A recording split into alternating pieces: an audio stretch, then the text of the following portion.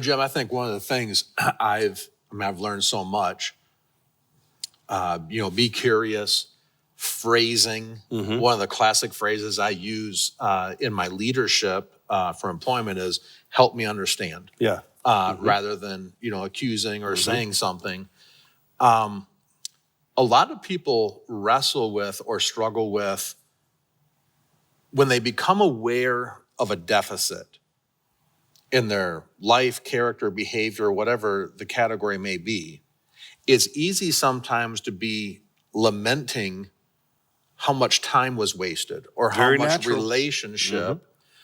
But I've heard you speak this to change it, to say, but you discovered it today, and today's the first day for the rest of your life. Talk Yes. about for the person, and it's not we figured out like we would love to go back, but we can't. That's a fact though, right? You Yeah. can't go back. Some things aren't facts. That's a guaranteed fact. You cannot go backwards. So just speak briefly for the person who would maybe like to go back. We'd all like a redo button if we can, but we can't. But when you come to an awareness, what's the power of this day on? Well, I'm always going to think of Ephesians, redeeming the time going forward for the days are evil. I like that redeeming. My ministry title, which is a business to the IRS, is Integrity Redeemed. It comes from Psalm 26:11. David said, as for me, I'm not going to worry about the rest of you. As for me, I like that. Okay, I will walk. I will walk in my integrity. I'm not going to sit and contemplate. I get up and I walk in my integrity. Integrity is wholeness. I'm not orphaning off parts of my story. I will walk in my integrity, redeem me, and be gracious to me. I work with people and say, if we restore a marriage or a relationship, then we do. If we rebuild, all right, then we do. But what I'm after is in God's word to see your story redeemed. Genesis 50:20. Even me, what I did to harm myself.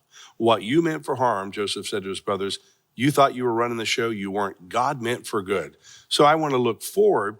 I want to go into my past, clear out some of the clutter, connect some dots and go, I kind of know now why I react this way in times. So I go to walk through my past, but not wallow in my past and go, okay, I sort through this stuff. People will do that often, say we live in a house and kids have moved out. We're going to sort through this stuff and we're going to downsize. But they sort through what to keep, what to throw away. That's what you do from your past. Like some of this was good.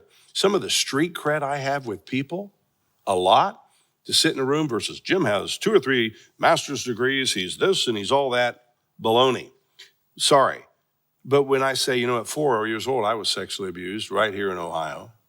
When this went on, I have trauma, I have ADHD, whipped with a belt by a father and things, and mom and dad wanted 2 kids, at least mom did, and I'm number 5. That's in my story.